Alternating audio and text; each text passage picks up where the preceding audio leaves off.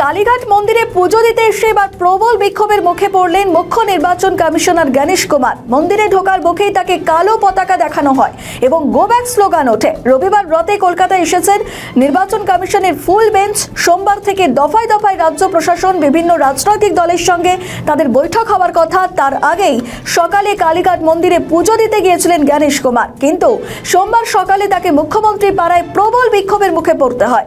আপনারা জানেন, ইতিমধ্যেই এসআইআর নিয়ে ধর্নায় বসেছেন মুখ্যমন্ত্রী মমতা বন্দ্যোপাধ্যায়, আর তার মধ্যেই কলকাতায় গণেশ কুমার। স্বাভাবিকভাবেই তিনি যে এমন বিক্ষোভের মুখে পড়বেন সেটা আন্দাজ করা যাচ্ছিল, আর সেটাই সত্যি হলো। গো ব্যাক স্লোগান দেওয়া হয় তাকে ঘিরে। বিক্ষোভের একটাই কারণ, বিধানসভা ভোটে 3-4 মাস আগে এই অপরিকল্পিতভাবে এসআইআর করার ফলে সাধারণ মানুষের যে মৃত্যু ঘটেছে এর দায়টা কে নেবে? এত বিএলও যে আত্মহত্যা করলে এর দায় কে নেবে? আমার এক ভাইয়ের নাম এসআইআরে উঠেছে, অথচ তার মায়ের নাম ওঠে। তাহলে তার মায়ের নাম যদি না ওঠে, তাহলে সেই ভাইটা কি আকাশ থেকে বললো? আপনারাই বলুন, পুরোটাই অপরিকল্পিত।